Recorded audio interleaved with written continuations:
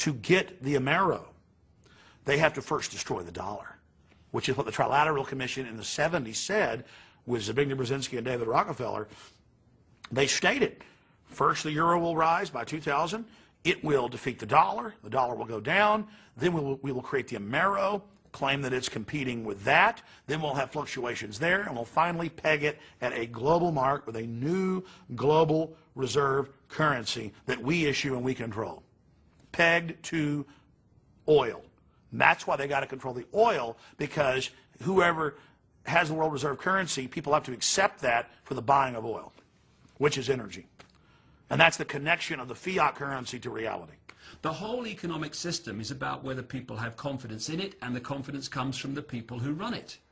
And so what we're going to see, and we've started to see this with Greenspan, is we're going to see more and more negative statements about the economy, and we're going to see a breaking of confidence in it, and therefore we're going to see its demise, its collapse. Now this won't collapse catastrophically for the elite, because people say to me, well, why would these elite people, why would they crash the stock market when they had lots of money in it? Well, if you know a stock market is going to crash, or a commodity is going to crash because you're the one who's going to crash it, then what do?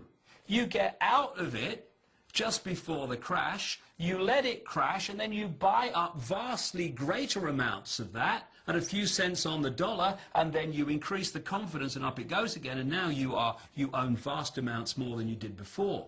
There was the famous story, infamous story, of the Rothschilds at the time of the Battle of Waterloo, when the Rothschilds put out the false rumor in the London financial district that Britain had lost the Battle of Waterloo.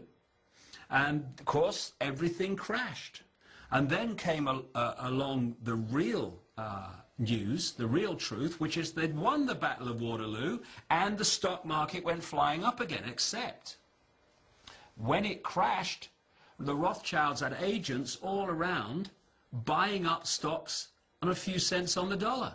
And at the end of that day, the Rothschilds were vastly more wealthy and powerful than they were before. So if a stock market crashes, or an economic system crashes, it's because those who move trillions of dollars around it every day have made it crash. And in a world where money is king, where money decides choice, where money decides life possibility, what greater way of creating chaos and fear than a collapse of the economy? And we're already seeing that happen. It works like this. This is how the economic system has worked for centuries, and still being applied today. It's real simple, and this is how the elite few have trawled the wealth of the world and created booms and busts at will. Stage one, they push interest rates down, start recognizing the cycle that's just coming to an end, and they put lots of money into circulation, what we call money, because it's not governments that put money into circulation. It's private banks controlled by the same pyramid, making loans to people, credit loans. That's how money's put into circulation, not by governments. So what the banking cartel does is it puts vast amounts of money into circulation by pushing interest rates down and giving loans for, on next to no collateral. What happens then is there's lots of economic activity because there's lots of money swirling around, so there's lots of units of exchange to buy goods.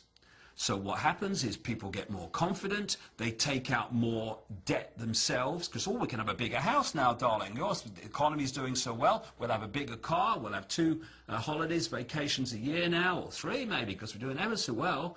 And what do businesses do? They get into more debt, because, crikey, we've got all this demand, we've got to invest in plant and machinery and more staff and all this, so we can meet demand.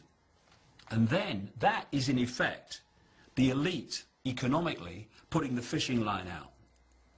And then at some point, and we're closing in on that point now, they start reeling the fishing line in. Because what they do is they start pushing interest rates up. Now what happens is lots of money that was circulating here, buying things and creating economic activity, is now going out of the economy to pay increased interest rates on the debts that people have. As a result of that, there's fewer things being bought and sold. Companies don't need as many people working for them. They're now stuck with all this debt and all this plant and machinery that they had that they don't need anymore.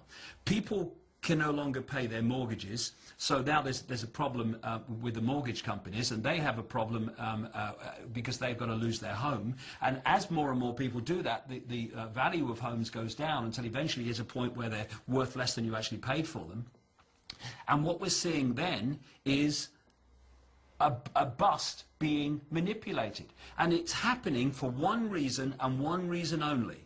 The amount of units of exchange in circulation is being removed from the economy. What we're seeing now are the signs that they're now manipulating a bust in this very way to create as much chaos and panic and fear as possible, because panic, fear and chaos are a manipulator's dream.